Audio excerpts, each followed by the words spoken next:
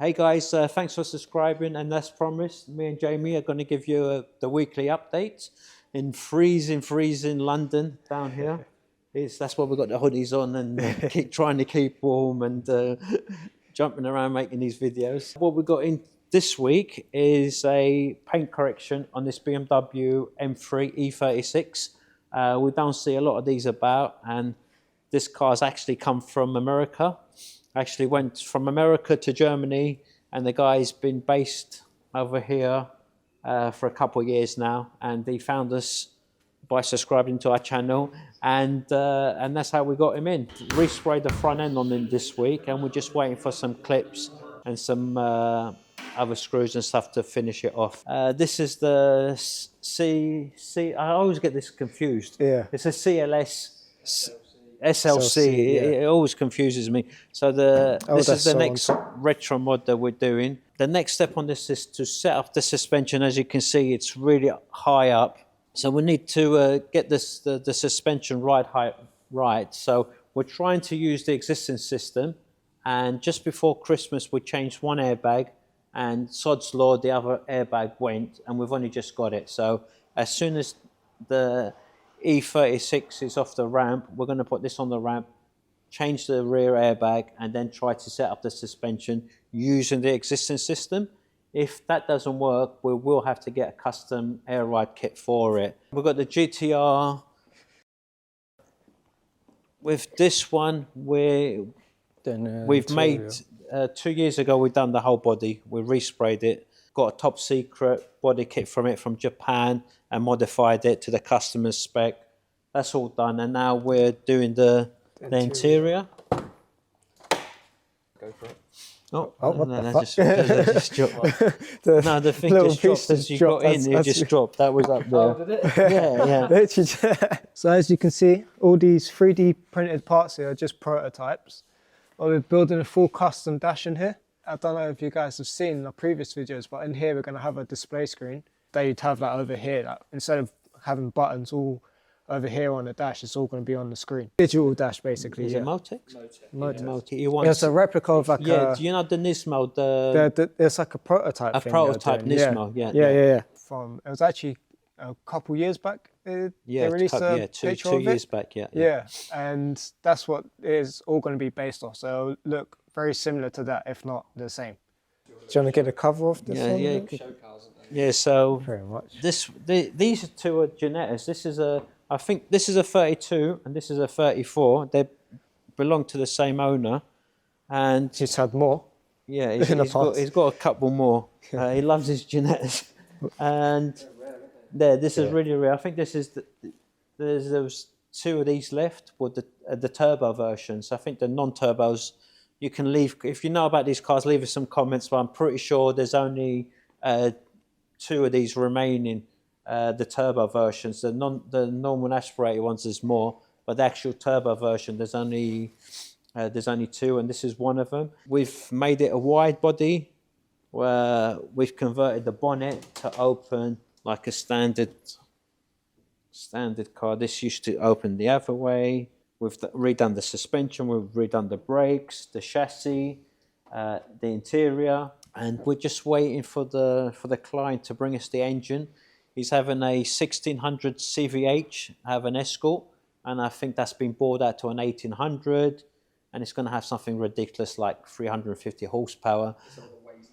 This thing weighs nothing. Absolutely weighs nothing. The power to weight is going to be crazy. It's a cute little car, but I love this car.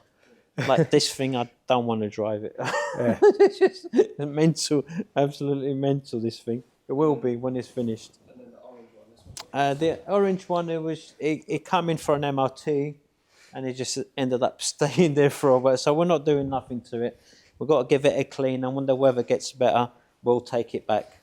But yeah, at the moment we're just it's in there for storage. This is our max power. We started this 15 years ago when max power cars were in vogue, and yeah, it's just actually just sitting there. It's got me a lot of work. So this is it started off as a Mitsubishi FTO. And as you can see, There's no more roof. Yeah. Yeah. So this started off as a standard Mitsubishi FTO. I've always liked the FTOs. They've got a classic shape. They look like they're going a million miles an hour just sitting there. But I wanted a convertible one, and they don't make convertible ones. So you cut the roof off instead. Yeah. So I cut the roof off, and then they're really slow because I used to drive one around my pickup that's in storage. I drove that around for about 7 years. But it was always too slow, always too sluggish. So I wanted something a bit quicker. So I bought an Evo 5 and cut that up and put the chassis into this. So this is actually sitting on a Evo 5 chassis. It's got the Evo 5 engine and running gear. So this is an actual Evo convertible now. So, yeah. And another thing, as you can see, there's no side mirrors. That's because it's got cameras here, so you can use them as your little side mirrors. Yeah, it's pretty cool. That was done 15 years ago. Yeah, Jamie. 15 years ago. Before that was a thing. Yeah, 15 years ago, before it was a thing. We did that. And the speakers, they'll blow the roof off. There is no roof. Well, I mean, the roof of the unit, the roof of the unit, it'll shake it. It does shake the whole unit. We had it playing once, and it did. It was knocking things off the wall. They're crazy. Crazy amount of power that goes through them subs. All competition subs and amps. But again, it's just time getting around to finish it. Got so many other projects. This thing just, from year to year, just gets left behind. Not enough hours in a day. Yeah, we've got a TVR. Well, it's a one of one again. It won't be really a retro one because they're both same cars. They're both around the same. Yeah. So that's I get these Cerbra. So that's a Cerbra that we bought from a salvage. They were going to scrap it, and and it was up for sale. And it was up for sale for a while, and it kept coming up on my feed. And I found the guy up, and he was like, if it doesn't sell, I'm going to scrap it. So I ended up making them an offer that they accepted, and it's been sitting in the corner for a while now. We decided to get this out and start this. Yeah, so this ain't a customer's car. This is one of our cars that we're going to do to sell and also promote our business. Plan is to turn that Cerbra into a Frankenstein Sagres.